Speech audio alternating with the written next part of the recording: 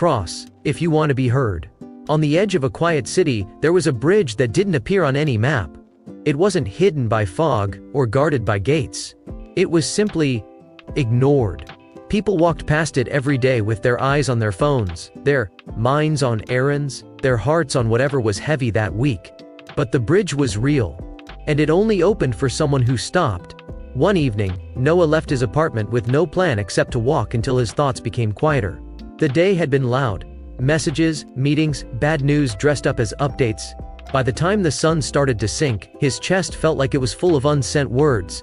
He wandered through streets he barely noticed, past shops closing their shutters and cafes stacking chairs.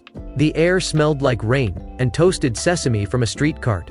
Then he saw it. A narrow bridge of pale stone stretching over a dark canal. Lanterns hung along its sides, unlit, like small sleeping moons. At the entrance stood an old wooden sign that said, in plain letters, "Cross, if you want to be heard." Noah stopped. He read the words twice. Then, because he had no better idea, he stepped onto the bridge. The moment his foot touched the first stone, the lanterns blinked awake, one by one, casting soft circles of light. The city noise behind him thinned, like a radio being turned down. Halfway across, Noah noticed something strange. The air on the bridge wasn't cold or warm. It felt attentive, as if the bridge itself was listening. At the center, a small table waited beneath a lantern. On the table sat a single object, an old brass key dull with age and a folded piece of paper.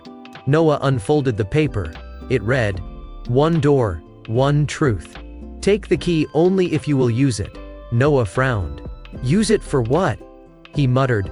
A voice answered, not from behind him or ahead of him, but from the lantern above his head. "For the door you keep walking past." Noah spun around. No one was there. He stared at the key. His palm hovered over it. It looked ordinary, the kind of thing you'd find in a drawer and forget. But the bridge had lit up for him. A bridge that wasn't on any map. Noah picked up the key. It was warmer than he expected. The lanterns brightened as if approving the choice. Noah continued to the end of the bridge. On the other side, the street should have continued as usual. But it didn't.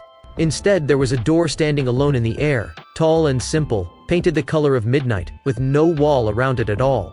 Noah's throat tightened. "That's impossible." "Most honest things are," the lantern voice said. Noah lifted the key and slid it into the lock. It turned with a clean click. The door opened. And on the other side was a room that looked exactly like Noah's apartment. Same couch, same books, same half. Dead plant by the window, except everything was slightly clearer, as if someone had wiped a foggy mirror. And there, sitting at Noah's kitchen table, was Noah. Not a clone. Not a stranger. A version of him that looked rested. Calmer. Like someone who slept without wrestling his own thoughts. The Noah at the table looked up and said, "Finally." Real Noah stepped back. "What is this?" The other Noah gestured to the chair across from him. "Sit." Noah's legs carried him forward before his mind could argue. He sat.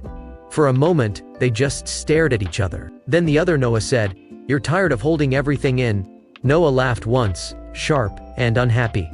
"You don't know anything about—" "I do," the other Noah said, steady. "I'm the part of you that keeps track." Noah swallowed. His hands curled into fists on his knees.